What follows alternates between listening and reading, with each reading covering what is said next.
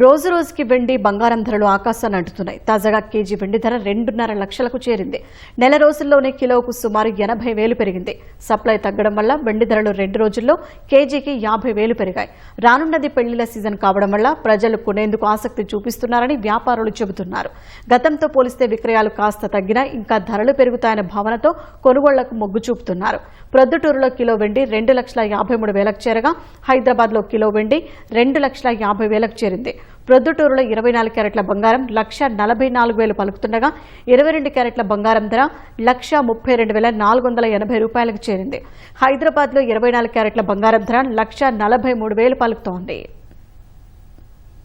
వెండి 10,000 పెరగడానికి ఒక నెల 2 నెలలు పట్టే వెండి స్పాన్ ఆఫ్ 10 డేస్లో 60,000 పెరిగింది. సో శుక్రవారం సిల్వర్ రేట్లు తీసుకుంటే 2,30,000 ఉన్న సిల్వర్ రేట్లు ఇవాళ దగ్గరగా 2,60,000 రూపాయలు. అంటే ఎంత తేడా, 30,000 ఒక రాత్రిలో. అంటే అంత పెరగడం వెండి చరిత్రలో లేదు. ఒకే రోజు 25,000 నుంచి 30,000 పెరగడం అనేది ఆ చరిత్ర లేదు వెండిలో. మార్కెట్లో వెండి తాలూకు ఉత్పత్తి తగ్గిందని మనకి అర్థమవుతుంది. ఎందుకంటే డిమాండ్ తగ్గ సప్లై లేనప్పుడే ఇటువంటివన్నీ జరుగుతాయి. త్వరలో అంటే నెల అవ్వచ్చు, నెల 15 రోజులు పట్టవచ్చు. వెండి 3 లక్షలను అయితే పక్కా టచ్ చేస్తుంది. అంటే గోల్డ్ ఇప్పుడు పెరుగుతుందని చెప్పేసి ఏంటంటే ఇప్పుడు ఫిబ్రవరిలో మార్చిలో మ్యారేజెస్ ఉన్నాయి కదా, వాళ్ళు ఏంటంటే ఇప్పుడే కొనేస్తున్నారు గోల్డ్.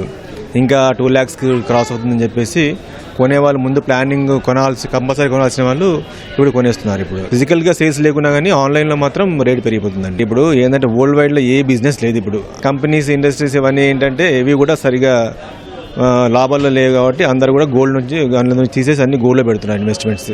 మళ్ళీ ఎప్పుడైనా మార్కెట్ ఏమైనా సెట్ అయితే కొద్దిగా ఏమైనా రేట్ తగ్గే ఛాన్సెస్ ఉన్నాయి. ఈ సంవత్సరంలో 2026లో కూడా అవకాశం లేదండి.